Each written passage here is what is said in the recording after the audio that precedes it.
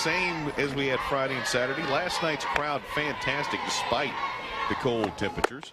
And Montgomery goes down swinging. So another 1-2-3 inning for Texas, just like Oklahoma State. 0-0 in Stillwater, Oklahoma. This is Cowgirl softball on Fox.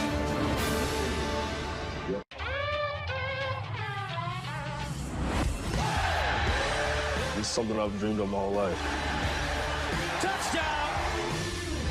I love this game. It's always been a part of my family. I'm ready to show the world what I can do. On the field, I'm the best defensive player in the country. Being able to do something that you love, something that you can't pass up.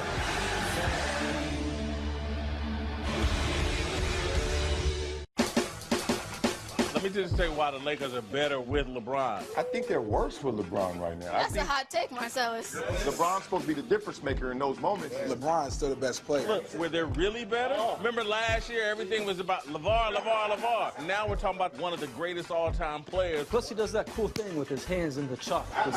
Well, people in L.A. like, oh, this is Prada. Can y'all chill out? LeBron's like bacon, man. Everything's better with bacon. Welcome back to Stillwater, Oklahoma. Let's take a look at the Big 12 standings. And, Allie, no surprise Oklahoma's at top at 3-0. Obviously a good opening weekend for them. Kansas and Baylor have only got one game in, and Kansas able to win that ball game. But Oklahoma State, Texas Tech, Iowa State, a little bit of a surprise maybe to see Baylor so far down there, but you talked about their injuries. But you look at 2 through 4 or 5, it's going to be an interesting race. Everybody's still chasing Oklahoma. Yeah, I think it's going to be interchangeable.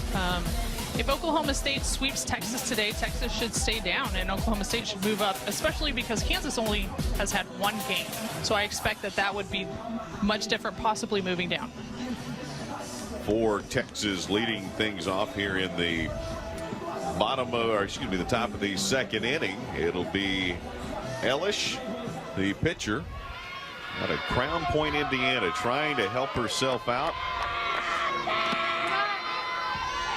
Friday night's game ended by Michaela Richburg hitting a shot back to short. Would have been a fielder's choice. Cheyenne Factor, actually it was Chelsea Alexander who was pinch running, came in, was able to get that run as that one's hit into left. Coming in for the Cowgirls is Factor, actually drifting back. Instead is Naomi to get the stop. But that one run, it was so close, wasn't necessarily great execution from a standpoint of how sharply it was hit, nor how the base running went. But all that matters for Oklahoma State is that Chelsea Alexander beat the throw. Exactly. Well, when Michaela Richburg hit the ball up the middle, it caused Parker to have to drift towards second base. So that's a hard one to stop, turn, and throw to home plate. And Chelsea Alexander just got her hand in, which you and I talked after the game. And why didn't she slide in feet first instead of hands? And it was too close to call for me, so I'm glad it went towards Oklahoma State. Obviously, it was a great play, great speed on the pads, and that helped the Cowgirls get that winning run. Bases were loaded with nobody out. For Iakopo, the catcher, she takes ball 2 ahead of the count here. It was interesting watching the game last night and listening to Michelle Smith. She mentioned the fact that when she played, the bats were softer and the balls were squishier, and just a whole little different as Iakopo shows what kind of pop she's got. It's just different. Now, you played a little later than she did, but tell me, bats then, were they still softer and the ball still squishier? Yeah, absolutely. And the bats made the ping sound instead of the donk that they do now. And it was my freshman year in college at Arizona is when college softball switched to the yellow ball with the red seams instead of having the white ball with the white seams. That was much squishier. It was harder to grip the seams of the ball when it was white. And when you move to that other ball and you have those red seams, it's so much easier to get a grip and to get a feel for what it's going to look like coming off of a pitcher's hand. Iakopo looking at a 2-2 pitch here. And she lets that one go high. You know, it's interesting. Michelle Smith said she swung a 34-ounce bat. Today, Xiao is swinging a 26-ounce bat, and Bayless a 24-ounce bat. A completely different game. You remember what yours was? No. No. Yeah, you just give me something and I'll go as Iacopo draws ball 4, and she will be the first base runner of the ball game. We just always had something called liquid gold, and it was a black bat with yellow writing, and coach said, you're not getting one until you're hitting well. A 34-ounce bat. She was strong. I Absolutely. mean, she was a workhorse. You had. And she said you had to hit one that hard because the ball was so soft and the bat that you had to have that to have the power. Yeah, you you couldn't see- just rely on the bat and your upper body. You had to use your lower body, your hips, your muscles, upper body, everything to get that over the fence. So when you see, kind of in the record books, who hit home runs with the white ball versus who hit home runs with the yellow ball, it's very distinct. Rhodes gets one into the corner, and she'll get a double, and they'll have runners at second and third with one out. A good rip into that right side there by Rhodes for the single, or excuse me, for the double. So one gone, runners at second and third for Texas, and let's take a look at this one. So Samantha Xiao trying to paint that outside corner, and she just misses and keeps it high in the zone, and Rhodes was able to take it down the line. That means opportunity for Burke, the first baseman. Chance to get things going here. She's only batting .250 with runners, and she takes ball 1. Try that again. Runners in scoring position. She's actually swinging in at .388. I apologize to Burke. Obviously wants the credit of another 150 points there. I would. And she takes ball 2. More patient right now for Texas. After being aggressive in that first inning, would seem to me they're being a little more patient at the plate. I think Burke is doing a great job sitting back, and Samantha Xiao's trying to keep the ball down to keep the ball in the infield. So anything that's going to be hung over the plate is going to make it out of the infield, and they're going to score 2.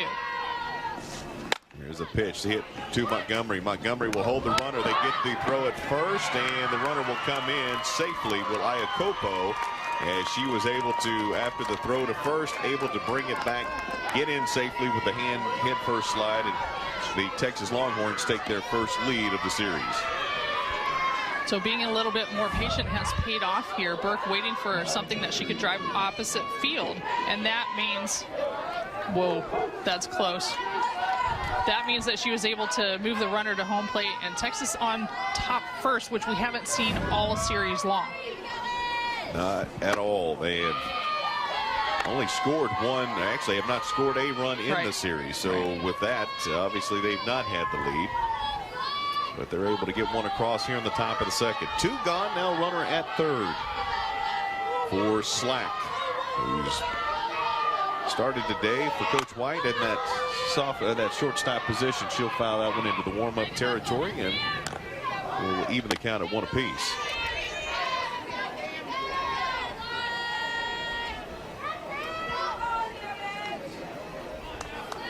"45-degree night last night. It's still cool here this afternoon, but there's lots of sunshine, and just a much different day. That north breeze making it feel even colder. But a lot better as that one has popped up, and Pennington calls it, and Pennington has it.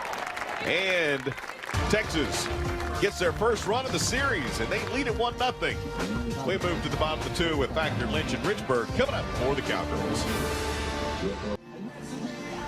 Welcome back to Stillwater. Let's take a look at the Bud Light Big 12 League leaders, RBI especially, and leading the Big 12 right here out of Oklahoma State. Maddie Sue Montgomery with 33, followed by Hartwell and Romero from Tech and OU respectively, and Samantha Xiao right there close behind. And you see several other players for the Cowgirls, Pennington, Factor, and Bayless, all RBI machine for Oklahoma State. I love to see those RBI numbers, especially when there's multiple runners on base. That can really help change the atmosphere of a whole game.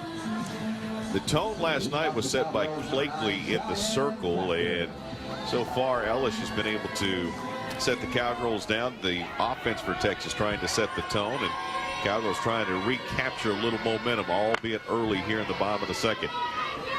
Cheyenne Factor up for the Cowgirls. left fielder.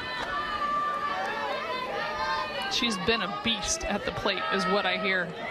Kind of the words in the dugout. She's just a beast, but she's very relaxed, takes her time getting into the box, slowly backs out. Big cut at the first pitch. Actually, the second pitch, 0-1, turns into 0-2. And she's behind quickly. You know, Ellis, again, minus that walk she issued in the 7th inning Friday night, then the error, then the intentional walk, loaded the bases up. Had it not been for all of just that one little walk, that was a beautifully pitched game, but the pressure was on and the Cowgirls answered in the bottom of the 7th. But she's got some good stuff. Even Coach Gajewski said they're going to throw Elish, and if I had her, I would too. I would throw her too, yeah. Here's the 1-2. And we'll get Factor looking. Already the second strikeout in this one for Elish. Well, here's what's hard about Elish, too, is she'll set you up with a curveball and come right back in and bust you inside. If you're not ready, you can't get that barrel off your shoulder. Belt high, and therefore a strike, and the first out here in the bottom of the 2nd. That'll bring up Taylor Lynch. Young lady has been playing through a torn ACL. That is a season-ending injury for many. For her, she's playing through it, wanted to be a part of this team. She's tough. I mean, talking to her and asking, does it hurt every day that you play? And she says, not really. And most of the time, she's just going to be running through first base, and rounding gets a little bit painful, but she's just a competitor. Going to wait until after season to look and see her options for repairing that ACL. Took strike 1, swung at strike 2. Again, Ellis ahead of the hitter, which she's been most of the time early in this one. And Taylor Lynch will become the 3rd strikeout victim for Ellis here in the ballgame. We talked a little bit on Friday about the rise ball and Ellis throwing that so effectively, and Oklahoma State seeing it in their eyes, just haven't been able to hold up. It is there, and it looks like it's going to stay, and it just keeps on the rise. You can see him just reaching out for it and can't connect. Richburg out of Broken Bow, Oklahoma. And she was the hero of game 1 here on Friday. Yes, she was. Driving in the only run of that game in the bottom of the 7th inning. It was a fielder's choice. They decided to come home, obviously, trying to avoid a bases loaded run, but Richburg hit just deep enough, as you mentioned, and the speed of Alexander enough to get across the plate. So with Elish, we have seen the rise ball frequently during this game, and one of those things as a hitter is how do you pick that up? And it's tough because she's pitching, consistently 70 miles an hour. And that can either be how she holds the ball and the spin that comes off of her hand, or you look at how she flips her hand. And that's hard when you've got split second to decide. Talking about that rise ball, Richburg said after the ball game Friday night, we have been working all week long on staying on top of the ball, not getting underneath it, popping it up. Coach told us Friday night pop-ups are going to get you beat. We've got to keep the ball down. But against that rise ball, it's hard to stay on top of it. It really, it is. It takes years to dedicate to that. Well, it didn't take long for Ellis to get 3 strikeouts. She retires the side. Texas 1-0 lead. Well, the fans are enjoying some sunshine, a cool afternoon, and another good ball game. 1-0 Texas on top of the Oklahoma State Cowgirls on the campus of Oklahoma State University. America's brightest orange versus burnt orange in the other dugout, and the Texas Longhorns back to the mound, bound to the circle, I should say, for Samantha Schau here. She will be facing the bottom of the order. That'll be Dare Mosian. Try that again. Dare Margosian. There we go. Alcozer was in right field to start the series, but Dare Margosian will take over for her in right, and will round out the bottom of the order for Texas batting wise. And that she'll take ball 1. Yeah, Coach White seems to still be playing with that right field position. Who's going to earn it? Probably whoever is hitting the best at that time.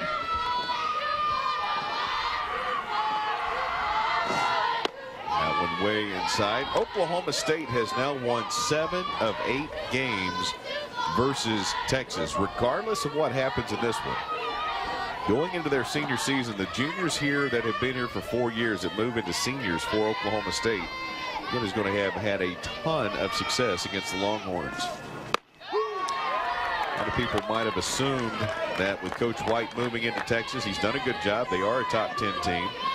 But maybe they would assume that at least the second spot would be hunting Oklahoma down quicker than anyone else. And Kenny Gajewski and his team absolutely not allowing that thought process to go any further than Stillwater, Oklahoma in a series win with a sweep on the line for the Cowgirls. When we've seen throughout the years, Oklahoma State has had to scratch for every single game that they have, and they've always been on the cusp of breaking it open, and I think this might be the year. They've been to the NCAA tournament every year under Coach Kenny Gajewski. Is the 3-1 in there for called strike 2. And another full count for a Texas hitter going deeper into the count. Better ABs here in game 3.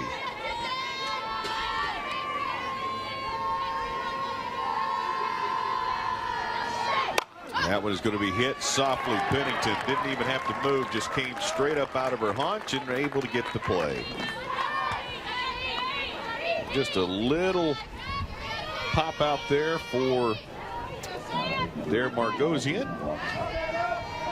And that'll bring the top of the order back up with Washington. Washington struck out her first AB here this afternoon, and she takes strike 1. A little off-speed pitch, and Washington got frozen a little bit there.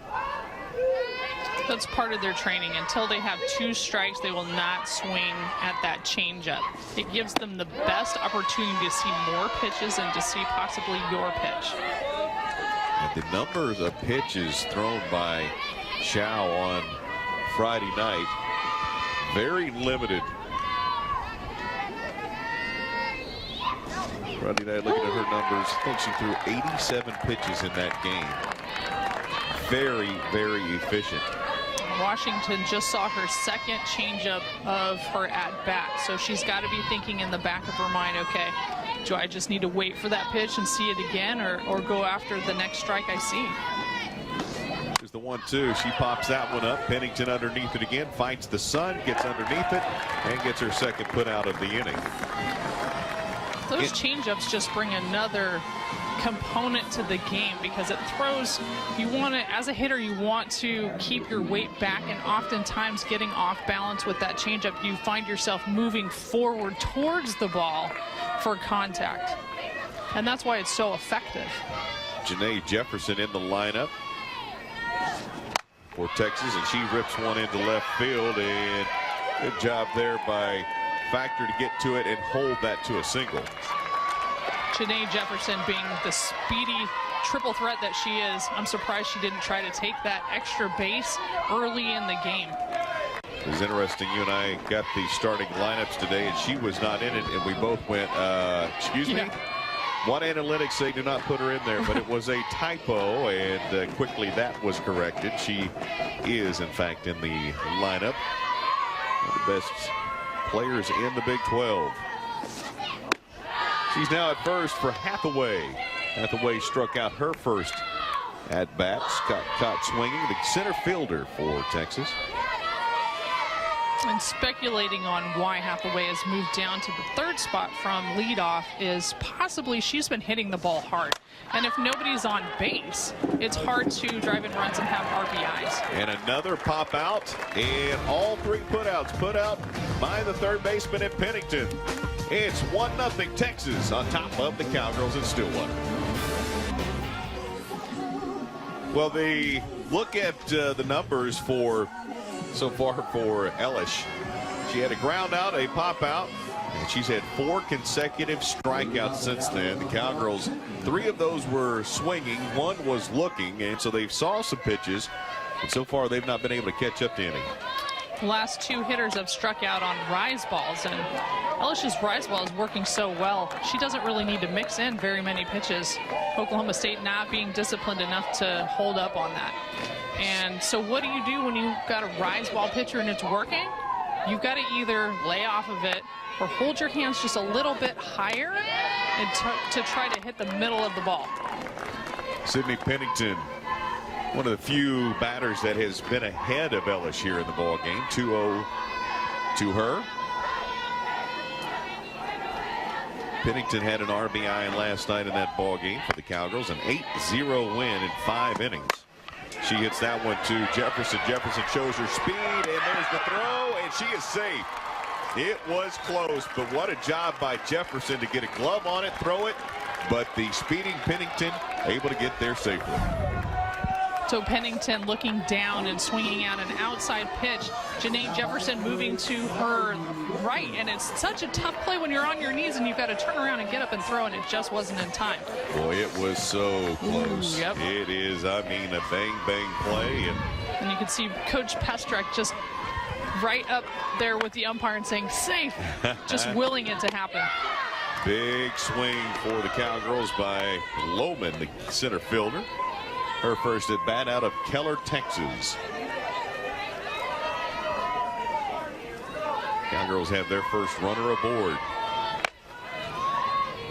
And she has recently joined the lineup again, having a wrist injury earlier in the preseason.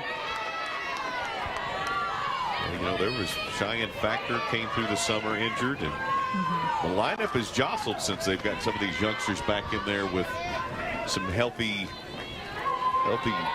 ailments that have allowed them to start playing and contributing. The 0-2 misses.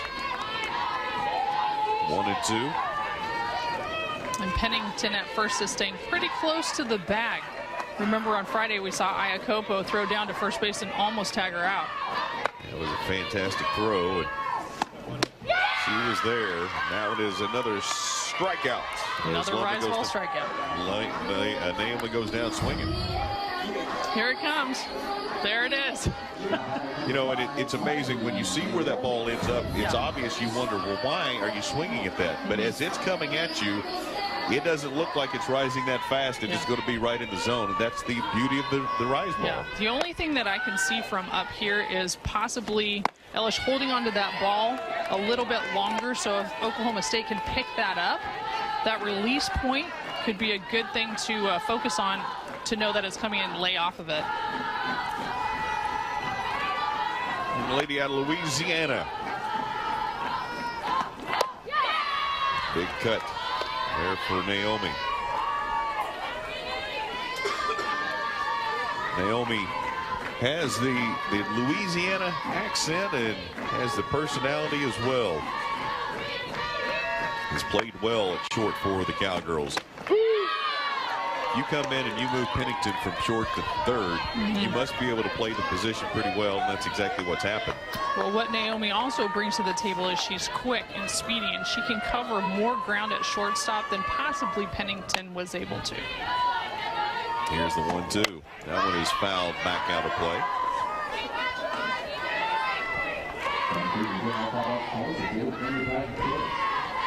Coach Gajewski talked a little bit about the adjustments that his team was making in the batter's box, and it's tough when you move back in the box and you've got a rise ball pitcher. That pitch is going to be even higher than if you were a little bit up in the box, and that's an adjustment that you can make mid-game to say, okay, what do we need to do to give our hitters a little bit better chance? They're not able to lay off the rise ball, so maybe move up in the box a little bit and get it before it breaks. And part of the gamesmanship is when you see that batter back foot on the back line of the batter's box, that's when the rise ball may be called from the dugout. So batter positioning as that one is foul tipped in the glove, and another out. You see that batter back in the box, throw it, and here's another one. Another good pitch. This one a little lower and outside. And Naomi just dropped her hands and pulled her head. She didn't even have her eyes on the ball, and it's hard to hit a pitch when your eyes aren't connected to where the ball is at. Riley Bayless, leadoff hitter for the Cowgirls. Last night in the 8-0 win, she had a leadoff hit, created a score. And she eventually came around to score after some nifty base running. Had the 2-run shot off of the right pole, right center pole. Light out there, the light pole. And then Shao came in and did exactly the same thing. And then the walk-off hit, a deep single in the 5th inning to left, going the other direction. So 3 RBI, including the walk-off hit last night for the Cowgirls. Takes ball strike 1 and count will leave it at 1 apiece. Anytime you see Riley Bayless jumping around and getting pumped up, the dugout just loves it, and it seems like their intensity is that much greater. Here's the Warren swung on, and running is Pennington. Pennington will go to third after the throwing. I don't know if that was a throwing error or not. It looked like there were a couple of gloves that should have had it, as Iacopo throws it down to first, and Pennington was on the steal, on the move, on the hit and run, and still rounds third. Pennington isn't a steal threat, but that ball just being on the other side of second base is hard for the shortstop to come across as Pennington's coming at her. So the Cowgirls have their first runner in scoring position with an opportunity, albeit down 1-2 in the count. Is Bayless, and she takes the ball. By the way, that pitch, those back-to-back home runs came after O'Leary was pulled from the game and Bollinger was put in after just an inning and a third. And Coach Mike White went to the bullpen early, and the Cowgirls made Texas pay with back-to-back home runs. Here's the 2-2. And the count is full, and that is a typical Riley Bayless at bat right there. Exactly. When she, 2 years ago, before tearing her ACL, she was on the top with 71 walks, which is well over 1 a game at least. So she's someone who can take pitches in the leadoff position, see where the ball's going to be at, and drive it. Stays alive with that one, fouls it down the third base side. You know, Vanessa Shippey took over that position after Bayless got hurt. Cowgirls have had some kids in this lineup that have been able to get on base one way or the other. Of course, Vanessa Shippey now an assistant coach for Syracuse, who brought their team back in here earlier this season in Stillwater. Cowgirls able to get the win there. Nice moment having Shippey back, although it was in the wrong dugout. Here's the 3-2. Swung on, and Bayless comes up empty. So strikeout number 7 already in the ballgame for Ellis. It's 1-0 Texas on top. This is Cowgirl softball on Fox.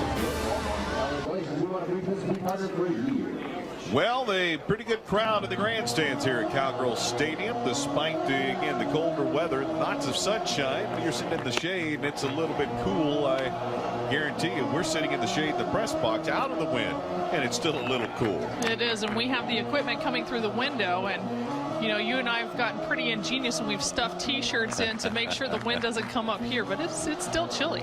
It is a little chilly here this afternoon, and the Cowgirls, the bats have been a little chilly. The Cowgirls have been struck out 7 times through 3 innings, only a couple of opportunities, in fact 1, with Pennington getting the single.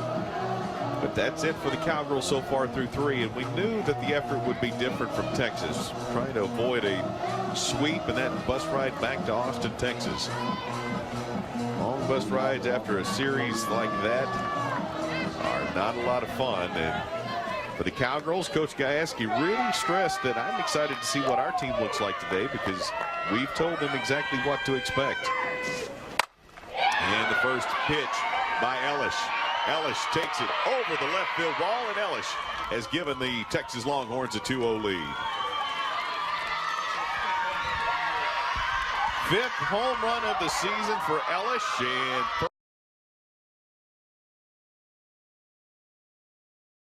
in the count and being aggressive, seeing her pitch, and was able to drive it. Here we go right here. Yep, just leaving it hanging just a bit too high.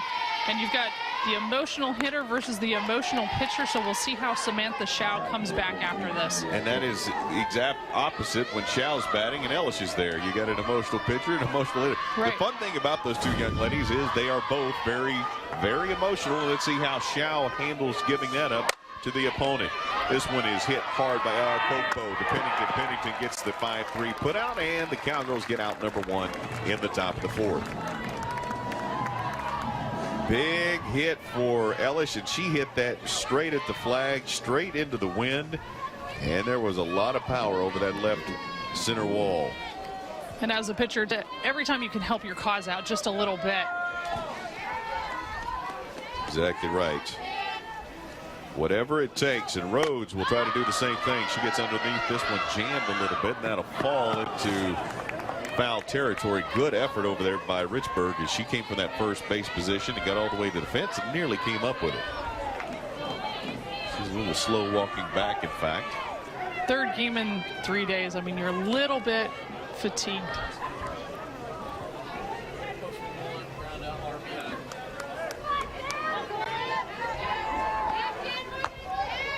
Talking about Coach White being just the second coach for Texas.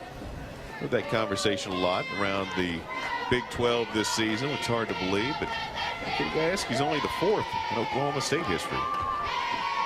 I did not know that. It's Andy Fisher, Margaret Revenar, Rich Bligman, and then Coach Gajewski that's in there for a strike.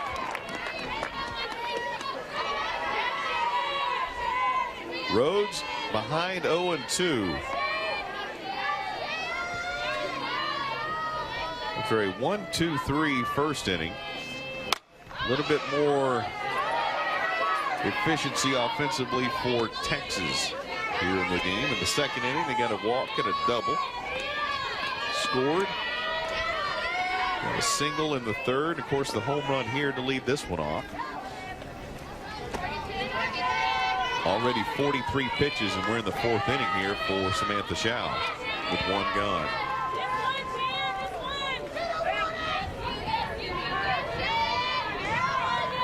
Here's the 0-2. Reaches out, slaps that into right field, pulling up, able to get underneath it is Bayless, and Bayless will get the second out of the inning.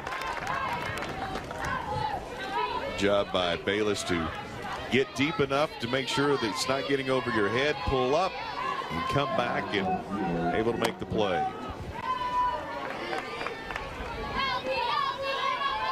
Now to bring up Burke. Grounded out, RBI in the first inning. This time she will hit it to the right side to Montgomery and able to get it to Richburg. And that is the third out of the inning, but the damage was done. Ellis, left center wall. Goodbye. Texas up 2-0. Interview. Joining us now is Coach Kitty Gajewski, and Coach, obviously Ellis just helped her cause out a little bit there. You guys have not trailed in this series, and this is kind of the little testing point for your ball team. Yeah, I don't like the way we've come out here at all. You know, we talk about being a hammer here, and right now we're the nail, and we can't be a nail. We got to be the hammer, and we got to do what we've talked through and do what we've done all weekend long. But right now it's disgusting. I mean, that's putting it nicely. You know, the past few batters have swung at rise balls for K's. Is there anything that they can do during the game to make an adjustment on that? Well, not swing at it. I mean, I don't know. I mean, the thing that she's doing is she's throwing that low rise, and it's nasty, and then it's making the higher rise look really tough. But it's no excuse. We just got to fight, and I think we'll fight. I'm not worried. I'm just disappointed in the effort so far. Coach, appreciate it. Best of luck rest of the way. Thanks, guys. There's Kitty Gajewski, head coach for the Cowgirls, and kind of echoing some of the sentiments from the hitter in the box, and that's not me. That'd be you, right? That'd be me, right? I never got the chance. I'm not saying I couldn't have led the NCAA in hits. I just never got that chance. That only comes from Arizona players that played for Coach Candrea. That's why. Okay, yeah. There you go. Cowgirls will send Samantha Schau, who just gave up the home run to Ellis, to face Ellis here in the tie, or the bottom of the fourth. So a chance to come back and repay her. Big strike one. I'd say that's a good strike to let go. That's something that's very hard for Samantha Schau to go down and get.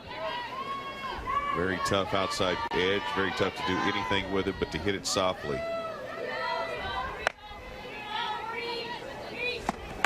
This one is hit into the right field side, and she answers home run for home run.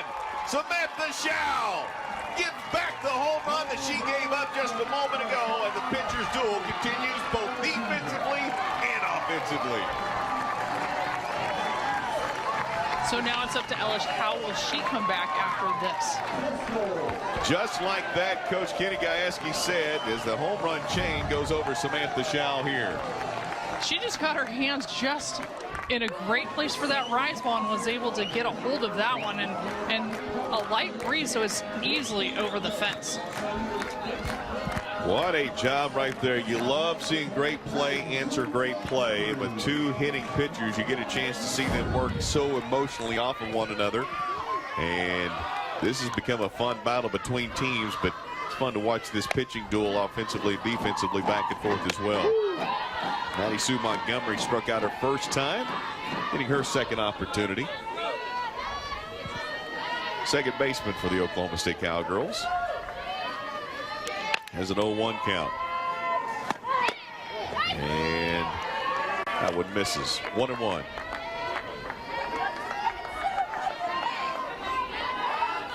And she is the 10th Cowgirl here at OSU to have over 200 hits in her career. You don't usually see her slap and move through the box, so I wonder if she's just trying to make something happen here. And maybe going back to what you were talking about, meeting the ball a little earlier in the box, further up in the box, as the count is 2-1. Here's Ellis. And swing and a miss. And that'll be another strikeout, the 8th strikeout of the ball game for Ellis. And she just swings right under the ball, and you can see her hands dropped from the very beginning. Her head was on it, and she saw it, but the hands weren't able to catch up and meet that ball right in the middle. Maddie Sue's been batting very well, drops the head there, and well, that won't make the head coach very happy with the body language. That one is ripped into right, a line drive, going to line out, and you talk about hitting it right at somebody. That's exactly what Cheyenne Factor did there. That's a good at bat. Anytime you can hit the ball hard, even if it's at somebody, that feels good coming off the bat. And so much so that coach says, hey, nothing you can do about that one. Oh, yeah.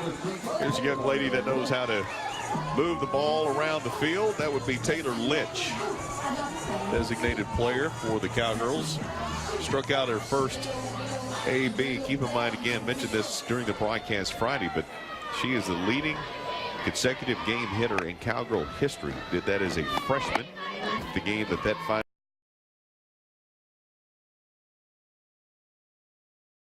ended. That record was off her shoulders, and could just go out there and relax and start hitting again. Takes ball 2. Peeled to third, and umpire says we're good. Third plate umpire today is Eric Mandley. Behind the plate is Rick Boyer and Leah DeMaine on first. Right now there's a big hole in the right center gap. So I'm wondering if Ellis is just going to keep Taylor Lynch on the outside corner, which she did. Right there, Taylor Lynch thrown out, going to first, and the Cowgirls, though, get their home run. Schau went deep, and the Cowgirls are cutting the lead down to 1. I'm just curious, Allie, talking about this Cowgirl team, and there's a game within the game, and it's the pitcher versus the batter when you're hitting for yourself. And for Schau and Ellis, it's fun to watch as fans, but they've got to be careful not to make this too much about mano-a-mano. They have got to find a way to make sure they stay within the team concept. Easier said than done with two very emotional players. Very, very emotional players, and the teams seem to swing a little bit on how the emotions of the game are played. So Oklahoma State wanted to come out today and continue to ride that emotional wave and stay on top. But I'm really encouraged to see that Oklahoma State has made it on the board. That just proving that they can hit Ellis, which they did very little of Friday night despite the win. That was a big one there. 2 hits on the day for the Cowgirls, 3 for Texas, and yet another error. Their 6th of the series. Cowgirls have not committed an error in this series as of yet, and obviously Coach Gajewski wants to keep it that way. Caitlin Slack, the shortstop, leads off the top of the 5th. Popped out into foul territory her first time up. Ball gets away from Thomas, but nobody on, not a big deal, and the count goes to 2-0. Cowgirls looking for their 4th straight Big 12 win. Cowgirls 4-1 in Big 12 play. with the win would have one more win than Texas in the series, and Texas has played one extra game. They're 4-2. The Cowgirls 4-1. With the win, the Cowgirls would have 5 wins. Otherwise, Texas would have that better total in the win column. Swing and a miss. Slack way under, dropped her hands way underneath that one. It came up empty.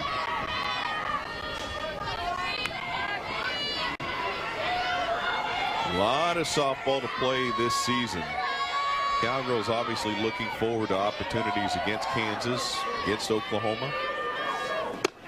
And again, got her hands underneath it. And that'll be a strikeout for Samantha Schau. And here's the pitch. It's down and inside.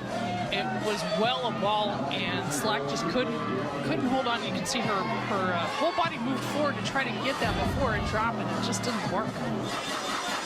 So that'll bring up top of the lineup in Caitlin Washington. Try that again. How about Dare Margosian, who popped out to the third baseman her last time up. She actually in that bottom spot. Apologize, thought we'd flip the order. Swings at ball 1. Swing at the first strike, makes it strike 1, and in the 0-1 count. Shows bunt, fouls it into the net. Now, prior to the ball game, Cowgirls were throwing the football in the outfield. Of course, they play hacky sack. Every team comes in here Big 12 wise and does that. Did you guys do any of that in Arizona? We had something called Make Me Laugh. So we would be in a circle warming up, and one of the girls would do something funny and try to make us all laugh. And whoever laughed first was it. And I didn't participate in that. I was a little bit more... You were a fuddy-dud. I was a fuddy-dud.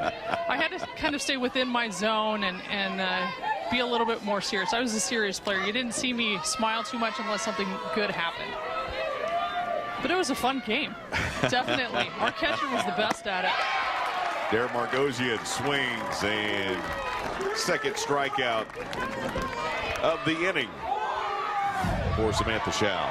And here's Samantha Schau, just brings the ball, drops it, and Dare Margosian not able to catch up with it again. And so we see the dichotomy with Ellis throwing the rise ball and Oklahoma State not being able to catch up to it, and then Schau throwing her drop. Here's the first pitch to Washington, who now does come up at the top of the order, and she'll have a single into center field. Worked her hands through that one. Good to see the athletic director for Oklahoma State, Nick Holder, in attendance at the ball game tonight. Here this afternoon, I should say. N7 game yesterday. Still lots of the blue T-shirts they handed out yesterday in the stands here tonight. It's game 3. Cowgirls going for the sweep. Texas trying to avoid the brooms. Jefferson takes strike 1. Jefferson grounded out to short in the first inning, had the single in the third, and we said before, just a fantastic hitter. Anytime you have a triple threat come up, even with 2 outs, you've got to say, okay, I got to read her hands. I got to read her eyes. As a third baseman, okay, as soon as her hands come forward, I've got to be charging that ball. If I'm not there to pick it up, then Texas ends up with Washington on second and Jefferson on first. 526 hitter with runners on. She's looking at an 0-2. Hits that one back to Montgomery. Not a problem. Richburg gets the out at first, and the Cowgirls able to get a couple of strikeouts and move on to the bottom of the 5th, down 1 here in Stillwater. This next weekend. Cowgirls have won 7 of 8 versus Texas. They've won 3 straight in the Big 12, but trying to get their 4th, make it 8 out of 9. For the Cowgirls, this first baseman, Michelle Richburg, who struck out in the second inning for her first at bat. Batting .307 on the season. Batting .412 as a leadoff hitter. Takes ball 1. Here's the pitch. Went after that one and came up empty. Count goes to 1-1.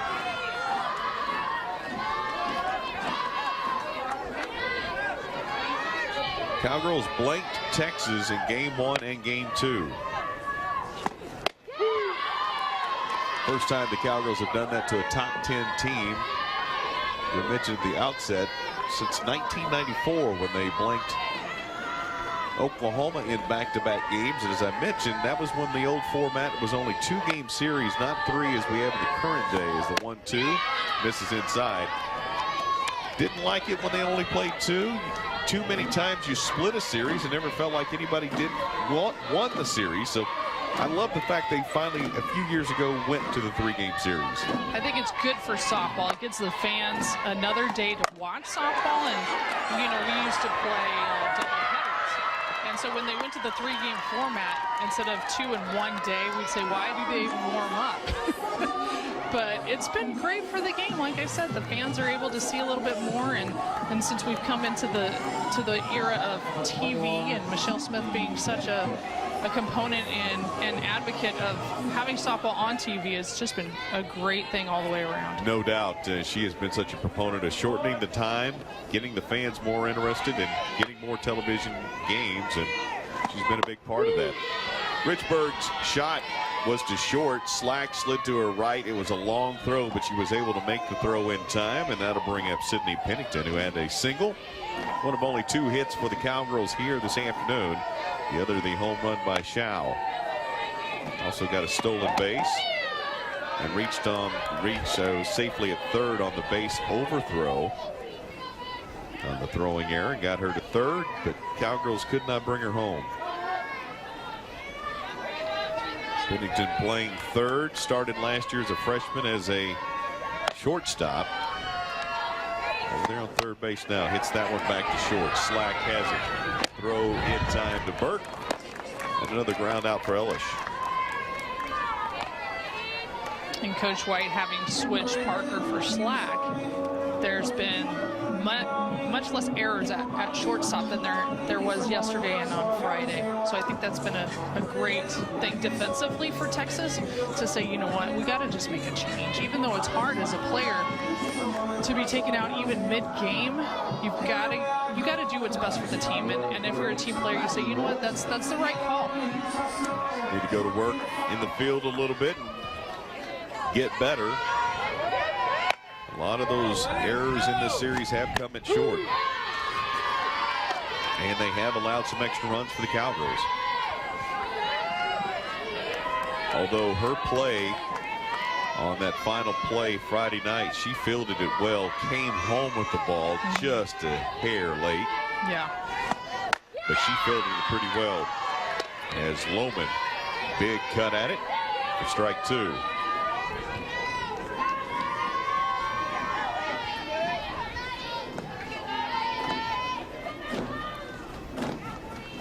The 0-2 pitch from Ellish. And a third strike call, and the Cowgirls go down 1-2-3 in the bottom of the 5th. Back to the bats for Texas. This is Cowgirl softball on Fox.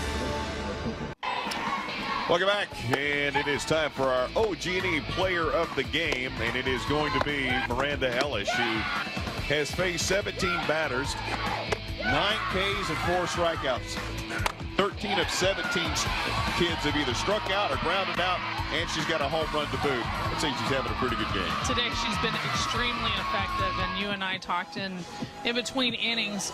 You know, Miranda Ellish, the inning before, it was all rise balls. And then last inning she switched it up, and there weren't many rise balls at all. So if you can be a pitcher that continues to throw your opponents off, they're thinking she's going to stay with the rise ball. She's so effective with it, and then she doesn't. I mean, what more can you do as a defensive player and just guess, right? Absolutely. And, you know, it's interesting is Hathaway will lead things off for Texas here in the top of the 6th. When you look at a moment ago, you said Shao laid off a good pitch because it was on the outside. It was a good fastball strike. Couldn't do much with it. The immediate question comes, and I know you're a hitter, not a pitcher, but why not put it there every single time? Well, I think that's a great question, right? If you can't do anything as a hitter with that pitch, and it's going to sit on the outside, part of the problem is it's hard to hit that spot exactly every time. Well, and Miranda Ellis is somebody who can do that. She can put it right on the button. And I think, thinking through, okay, if it's hard for Shao to go down and get that pitch to hit, throw it there every time, good hitters make that adjustment, and that's why Miranda Ellis is such a good pitcher, is she's able to make, okay, you know what, I'm going to give you a rise ball. Let's see what you're going to do with that one. The other thing is, of course, the pitches are being called from the dugout for the most part for both teams, but not making the same pitch that gave up the home run to the opposing pitchers, as that one's hit sharply over Bayless's head, off the top of the wall, nearly a home run. The throw over to second will be cut off, but that is going to be a double and a nice hit there for Hathaway. Oklahoma State kind of dodged a bullet there with the hit just on the top of the fence. So here you go. Just low and outside. She was able to go down and get that and drive it and use her hands.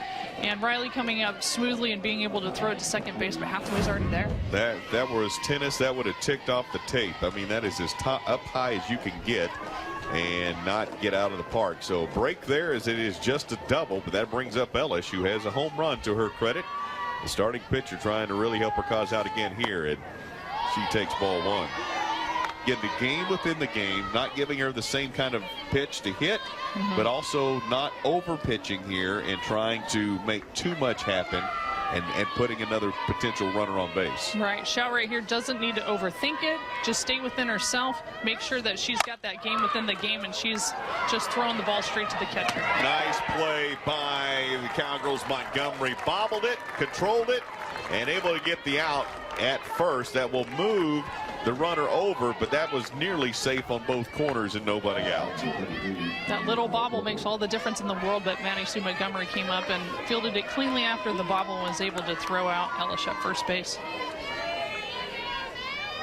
So one runner at third. Texas trying to go up 3-1 here. First pitch for Iakopo inside for ball one.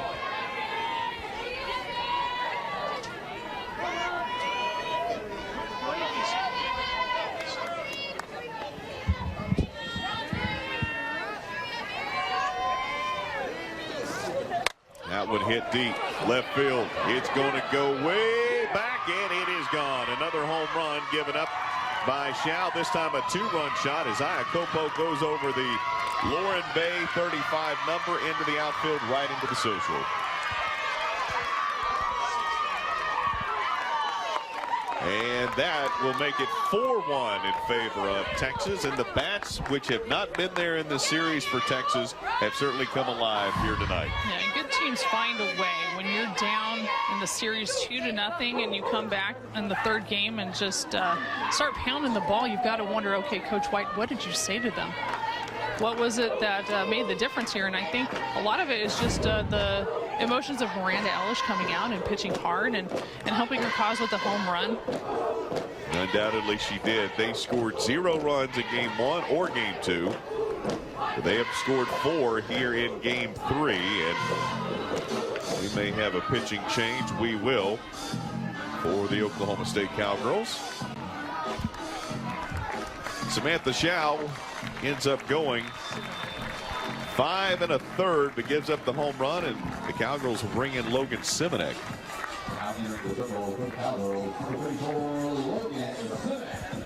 So Logan Simonek will be in the circle for the Oklahoma State Cowgirls. Texas already with a 4-1 lead. We'll be back. This is Cowgirl Fox, Cowgirl Softball on Fox. Well, Logan Simonek has had 16 appearances this season, 5-3 on the year. She's got a 3.78 ERA, and she'll come in relief this afternoon. For Samantha Shao, who will go to first, and the Cowgirls will move Bayless to left, move the outfield around. Lohman will come out, and a lot of changes in the field for the Cowgirls. So obviously one pitching change and a lot of else changes for the Cowgirls defensively. Exactly, because even when Samantha Shao is not pitching, she still contributes defensively at first base, and her bat is always something you want. Now, we talked a little bit about, you know, her batting average when she pitches versus when she's just fielding. And she bats .406 when she's just fielding. So having her in defensively can help the cause of Oklahoma State. She only has to focus on one thing, and that's fielding and hitting. It is interesting how that has, those numbers are so drastically different, as that one is undercut, jammed right there for Rhodes, and she will pop out to the shortstop. You mentioned this during the broadcast Friday for Shao to be a dominant pitcher, and the same thing for obviously for Ellis, and to be a dominant hitter as well. You know, you think about the specialty of coaching both of those disciplines. That's a lot of extra practice besides the team practices to be so efficient on both sides. Plus, there's also a lot of talent involved. Right, hours and hours and hours, and so many pitches, and getting out and having your dad sit on the bucket while he catches you during the week. And talk to Coach White a little bit about, because he was a pitcher for for USA for many years. Coach White, what does it take to be an effective pitcher and an effective hitter? Do you have to put each individual things into a different box? And he says that's exactly right. You have to be able to dissect what's most important, where will I be most effective, and put your energy into that. Compartmentalize. It's tough to do, especially when you're an emotional player like both of those kids are. But Ellis and Shao both had that challenge, and both have that talent. Right. And that's something I'm so glad I never had to do. I mean, it's hard emotionally not to have a performance in the circle spill out into your performance at the plate. And that's why, like you said, you just have to compartmentalize that. 3-0.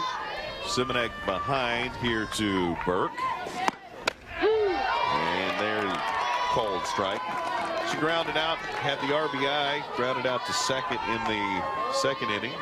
She grounded out to second in the fourth inning. Her third AB here, 0-3 as Simonek looks in for the call. 3-1, bases are empty. That one is going to be hit by Pennington into the corner. On her horse is Bayless. Bayless bobbles it now, looking at third, but Bayless able to stop it, hold it to a double for Burke, and able to make her hold up there. It's so hard.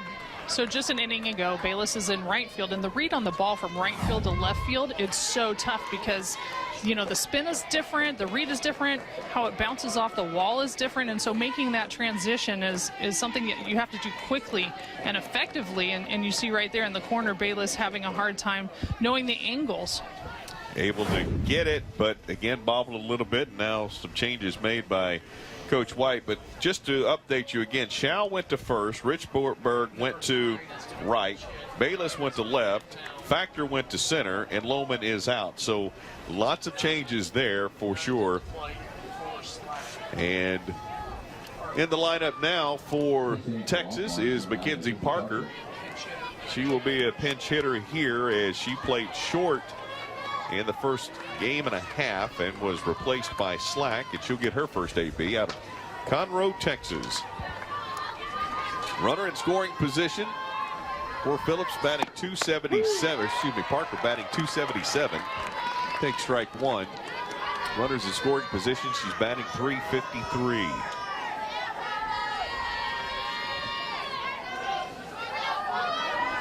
Simonek trying to get the Cowgirls out of a two-run inning as that one is fouled back for strike two. Two-run blast by Iacopo. Leave Texas 4 on the board. They lead it 4-1. 7 hits, 1 error. The Cowgirls able to get a couple of hits and 1 run. That solo shot by Samantha Shao. Here's the 0-2.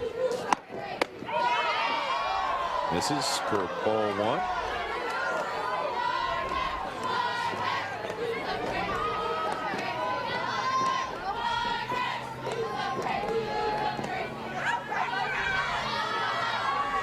And Simonek is a pitcher. You can't read her based on her body language.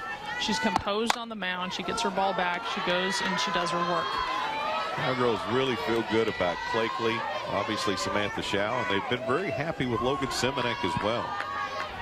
They have had some quality innings pitched in the circle this season, and now need some bats to come to life here in this one.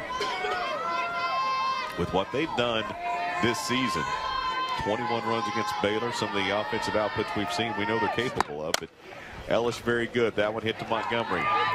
To Shao. And the Cowgirls get the third out, but again, a 2-run shot by Iacopo. She left the ballpark. The Cowgirls look good. Naomi, Bayless, and Shao coming up. So we can come back to Stillwater. Oklahoma Farm Bureau game summary. There have been a lot of hits. There's been a lot of runs, including that one right there coming in, getting the first run of the day for Texas. And there's been some good pitching as well, but a couple of those right there. Ellis left the ballpark. Shao left the ballpark. Got the home run chain, and Iacopo left the ballpark. 3 home runs in the ball game, and a lot of offense here in this one, despite the same pitchers on Friday night, which led us to an incredible pitchers duel. Yeah, and that's something you'll see with emotional teams, is the ups and the downs and the inconsistencies along the way come out. And you know, you want to play and you want to have some emotion, but you just want to keep it under control. You don't want to get too high or too low. The other thing, both teams have now seen these pitchers for a full game, although it'd be a day later. They have go back to their memory on Friday night and how things went as Naomi, the shortstop, leads things off for Oklahoma State, batting .280. Up into the second Big 12 series of the year. Cowgirls will host Kansas next weekend. And that one misses off the plate. 2-0, make that 3-0 for Texas. They will get ready to take on Texas Tech down in Lubbock. Always windy, always offensive in Lubbock when it comes to softball. Always in there for a strike. Big weekend for the Oklahoma State Cowboys. They split with TCU game 1 and game 2, looking for the rubber match against TCU down in Fort Worth. The Oklahoma State Cowgirls, as that is ball 4. Nice job there by Naomi. The Cowgirls tennis team also hosting Texas. Down 1-0 after losing the doubles point, but a couple of different Texas teams have made that trek up I-35 and just down Highway 51 to Stillwater, Oklahoma here on this weekend. And Bayless wanting another opportunity. Grounded out, struck out. This young lady doesn't take failure very well, and no, she doesn't. She's a kid that you better look out for right here. She could tighten this game up very quickly with one swing. Having the speedy Naomi on first base is a great way to start the inning. A little fastball outside, and Iacopo going to come out and have a conversation. Gives Coach Kenny Gajewski an opportunity to talk to Bayless right here.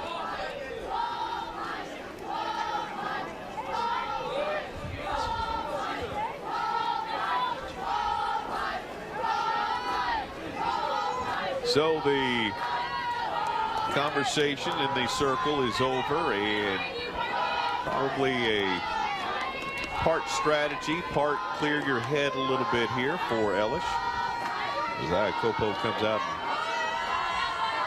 slows it down just a little bit. Here's the pitch. Hit deep left, one swing, can tighten it up, and that's exactly what happens. Riley Bayless high stepping around first, and Riley Bayless has made this a 1-run game as she leaves the ballpark.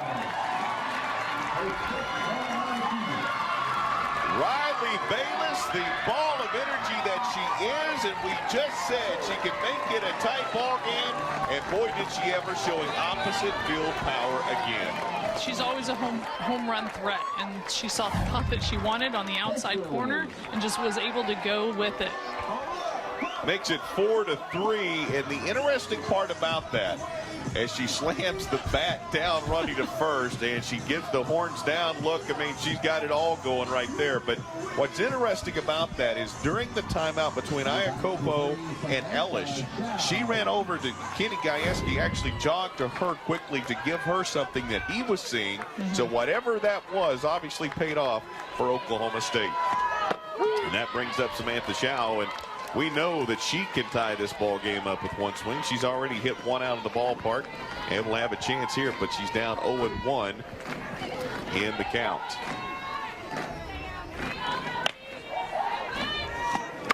That one is hit to the third baseman Rhodes. Throw across the diamond is in time for out number 1.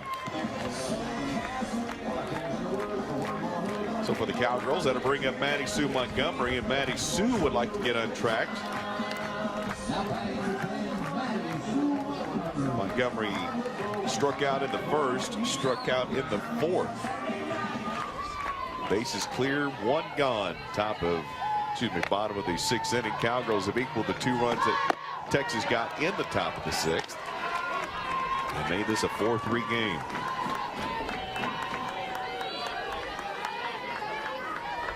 Two top programs that are trying to make their point that they should be hosting regionals.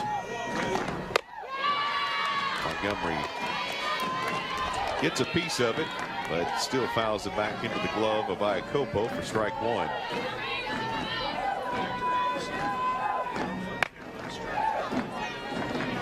Here's another big cut, and went back to the rise ball there. She sure did.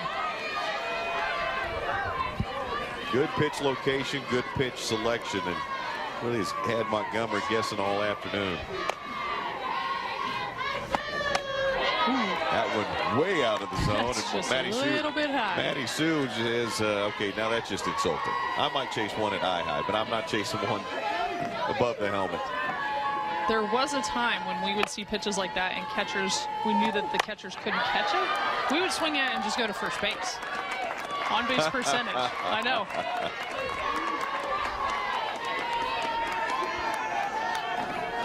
That is a very interesting strategy.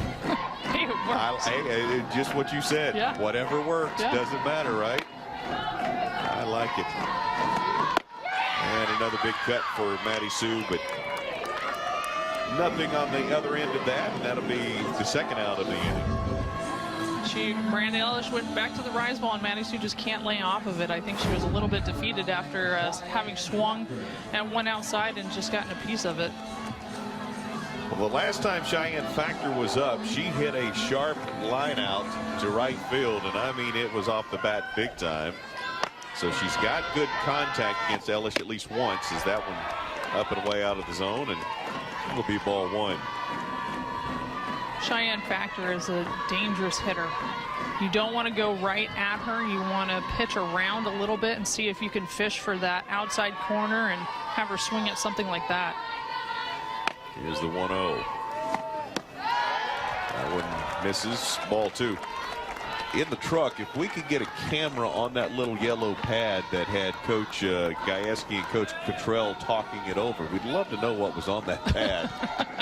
Obviously some strategizing going on that little pad that he just put in his pocket. Oh, too late now, guys. As may have a pitching change. Let's see. Doesn't look like the posture of a pitching change to me. More of a conversation. Unless they're just stalling for a little bit of time. Ellis obviously used to going the distance, but just making sure everybody's on the same page here.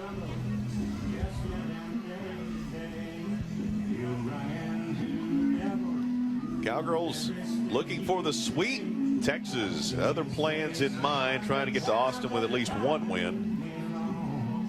And Ellis will remain in the circle for Texas.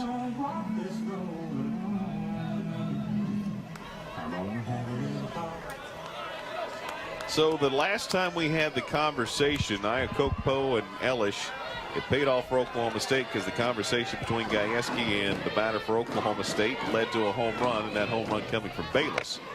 Let's see who it benefits here. The 2-0 hit straight up mile high right above the press box.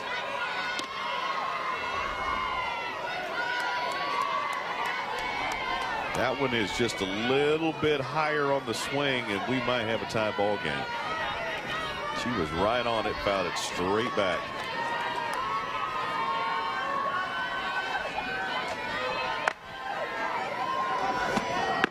That time, big pitch, and Ellis Went to that changeup and it was effective. And kept also Cheyenne Factor off of her game there. And also went with a big fist pump. Yep. You know, you can look at Ellis and get upset with her emotion, or you can look at Chow and do the same thing, or Bayless. But when they're on your side, you love it. There's another one fouled back. You love the energy. You just love the fact that they're into the game and they're competing at such a hard level.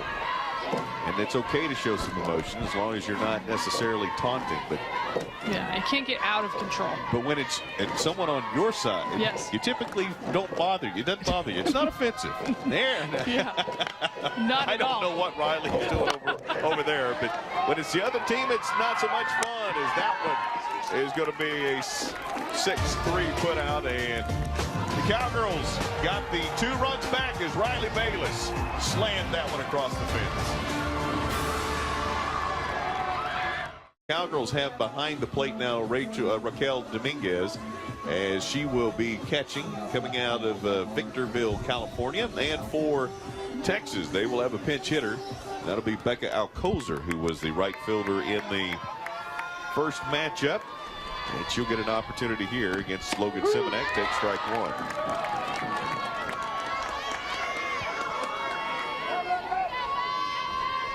For Texas, you would love to have some insurance here, especially as well as Oklahoma State has been kind of catching up with Ellis as of late. Swung on, change up way around too quickly. Count evens at 1 apiece.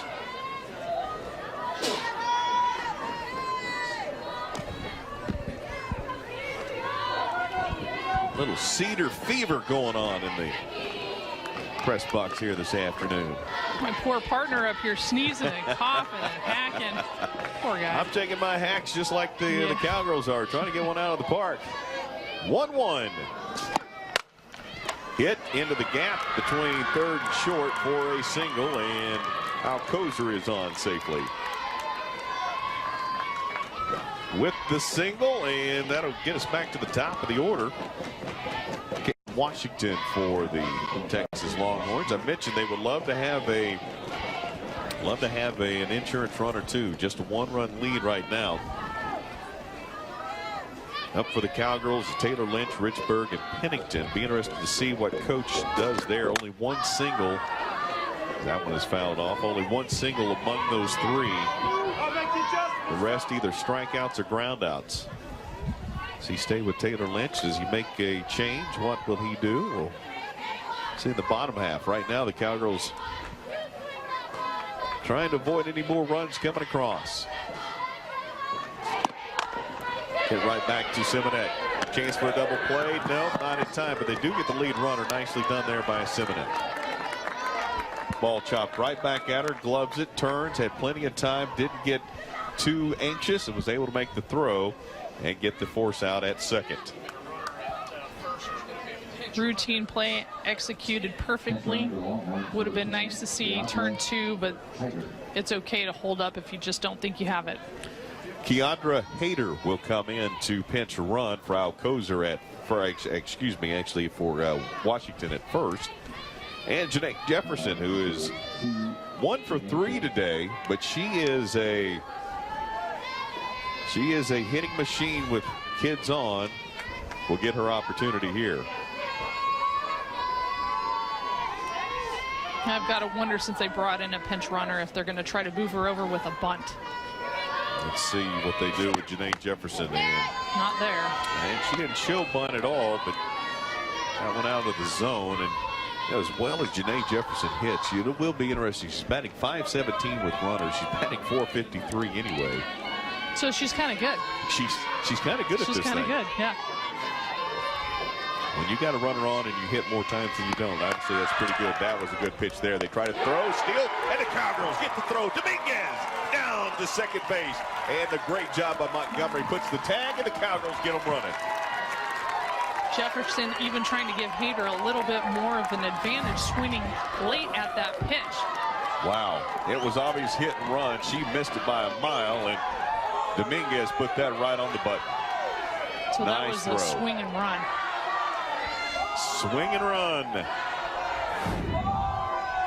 So 1-1 with 2 gone. Bases are now clear. The Cowgirls get rid of the base runners, and there's a strike.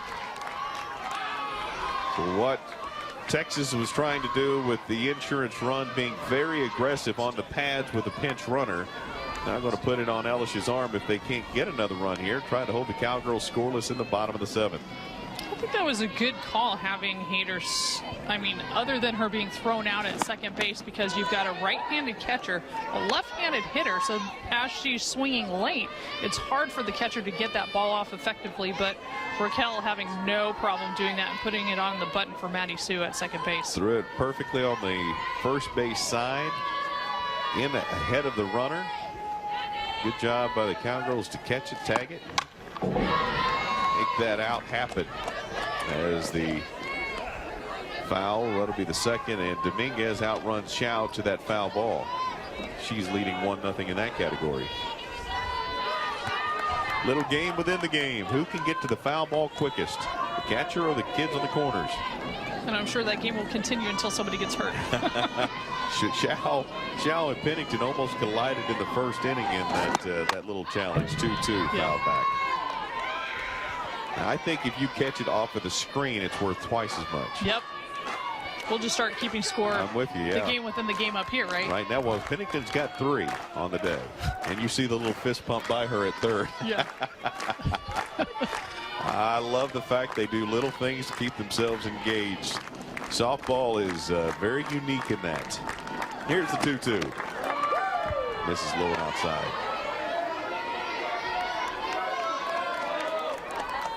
And Janae Jefferson's a threat when she's on the bags to move around, even if they're not hitting. So Oklahoma State doesn't want to lose her here. Just get out of this inning and get to the bats at the bottom. For Texas, obviously they want her on and give another opportunity to run, as that one's fouled softly down the third base side. On deck is Hathaway, who doubled her last time up. Certainly a double, with the speed of Jefferson, could score her from anywhere on the diamond. Yep.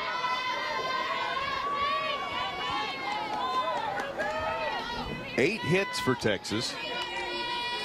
For those 4 runs, Oklahoma State 3 hits and 3 runs.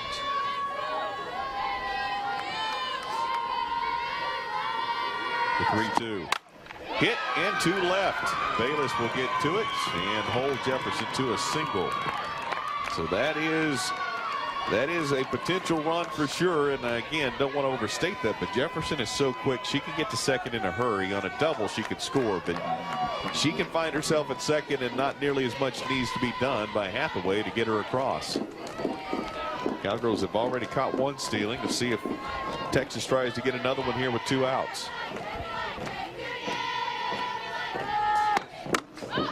Hathaway jammed. Sliding over for the Cowgirls, able to get it is Naomi, and the Cowgirls do not allow that. So it will be in the hands of Lynch, Richburg, and Pennington when we come back to Stillwater. This copyrighted telecast is the property of Cowboy Sports Properties, LLC, under rights granted by Oklahoma State University. Any rebroadcast, retransmission, reproduction, or other dissemination or use of this telecast, or any part of it without the express written consent of Cowboy Sports Properties, LLC, is prohibited. The Cowgirls have won 7 out of 8. The 3rd game they won in that stretch came when the Cowgirls were down by 2 in the bottom of the 7th inning. In the game 3 of a series in which the Cowgirls were trying to sweep, they got a freshman who came up, hit one deep into left field, gave the Cowgirls the tying run. They went in to win it in extras, and a couple of seasons later, that was 2 series ago, and that was back here in Stillwater. Another chance for these Cowgirls to be a hero, but more importantly, what they'd like to do is find 2 more runs here in the bottom of the 7th. That's exactly right. Nobody wants to go into extra innings. Let's just get it done, get your 2 runs, and get out. For Texas, they want to get on the bus with a W. For the Cowgirls, they want to stay around a while. Taylor Lynch takes ball 1. Ellis still in the circle. Has pitched extremely well. Her rise ball has been very effective in the last few innings, and maybe she'll start going back to it again. And that one is hit right back to Ellis, and she looks right over into the dugout, says, hey, I've got it. Before she even turns, the gamesmanship continues for these 2 teams, and we're kind of seeing a budding rivalry develop between these two teams. Possibly. Anytime you play a tough team. But both of these teams are not willing to lay down and die. Even though Texas is down in the series by 2, they've been able to find a way to get on top here today so far. Shayla was the hero in game 1. Would like to try to help out here in game 3 as she hits that one into right field. And Alcozer is able to go make the play as she came in at left a moment ago. For Ellis, she has given up 3 hits and 3 runs, all earned, but only 1 walk and 10 strikeouts. And the Cowgirls are down to their final at bat as they will bring to the plate Sydney Pennington. And we've said it before, we know this young lady's got good power and continuing to learn to have good ABs, but she's got the ability to tie it up. And she will not tie it up, but she will get the single, and Alcozer won't even make the throw. Nearly had a chance to get her. It was so hard, hit so hard into right, but instead Alcozer hangs on to it, and the Cowgirls have the tying run aboard. So Pennington with the single. And the Cowgirls staying alive. And the Cowgirls going to bring in a pinch hitter is Sydney Springfield. Flower Mound, Texas, transfer out of LSU. Has a great arm. Plays a lot of first base, rather, I should say, for the Cowgirls. And let's see how well she does at the bat. And she came in yesterday as a pinch hitter as well and was able to come and hit a ball down the left field line and was safe. And that's part of the reason why you feel good about bringing her in here. It's not her first at-bat in this series, and you know what she's capable of doing. Now, that was off of Bollinger versus Ellis, but still. So 2 gone. Cowgirls trying to answer a 1-run deficit. Ball misses outside. A little tall. Ellis lost it in the bottom of the 7th in game 1 after pitching brilliantly. Yeah, you better believe she's not ready to do that again. Absolutely. Misses outside, ball 2. Meanwhile, the Cowgirls with 2 outs trying to get a 2-out hit. Pennington, you mentioned earlier, not necessarily stolen base speed. It would have to be a really good single to get her all the way around from first. That was chopped in the dirt for strike 1. That was a hitter's count right there, and whatever Springfield saw, she was ready to swing the bat on that hitter's count. Now 2-1, the gamesmanship continues. Do you see the rise ball?